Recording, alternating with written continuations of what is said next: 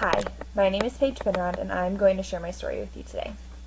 One word that I would use to describe my life before Jesus is enslaved. I wouldn't say that I necessarily grew up in church, but I would say that I knew the ropes. I started going to church in elementary school. I don't remember the first time that I had the opportunity to pray for Jesus to save me, but in elementary school, in those years, I know that I prayed that prayer 100 times. I believed in God, and I knew about Jesus. I was certain that hell was a real place where real people went, and I even knew that Jesus had done something to save me from that. And even though those things are very true, I was missing a really vital part of the story. In elementary school, I just tried to be a really good Christian. I prayed before bed, but I usually fell asleep before I finished the prayer. I tried to read my Bible every day, but inevitably I would fail and maybe end up reading once or twice a month.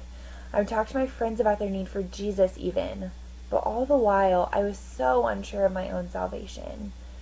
In junior high and high school, that same sort of trend continued, but rather than only trying to be good enough to please God, I started to get the approval of other people as well.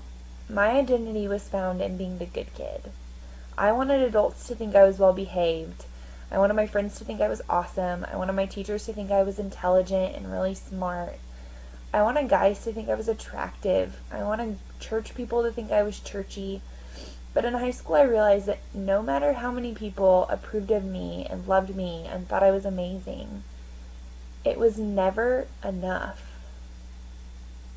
It never satisfied me. Through a process of about a year, I realized that the version of Christianity I was living was false. I was simply enslaved to doubt and seeking approval. God revealed to me that being a Christian was more than just trying harder and doing better. Being a Christian is more than reading my Bible and going to church. It's more than knowing intellectual things about Jesus. Being a Christian is about surrendering my life to Jesus. And I had never done that before. God showed me that I can't do enough good things to make myself in right standing with God. The truth is that I'm more sinful and broken than I could ever imagine. God sent Jesus, and he lived a perfect life that I could never live, died the death I deserved to die in order to pay the debt for my sins that I deserved to pay.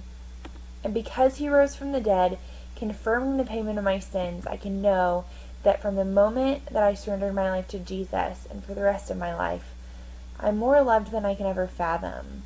And that's so freeing. It's the only thing that satisfies my heart completely. I don't have to work to please God because Jesus has taken care of my sin. The wrath of God has been satisfied by Jesus' death, and I can be sure of my salvation. I'm not perfect, and I don't always get this right, and it was actually a really rocky transition. But Jesus is so good. And I have the privilege of sharing the good news of who he is and what he's done and the implications of that with people all over the world for the rest of my life. I was completely enslaved to sin. I was enslaved to fear, false religion, and seeking people's approval. But now, I've surrendered my life to Jesus. And now I can walk in light of what he's done on my behalf and share that freedom with others. So thank you so much for listening to my story.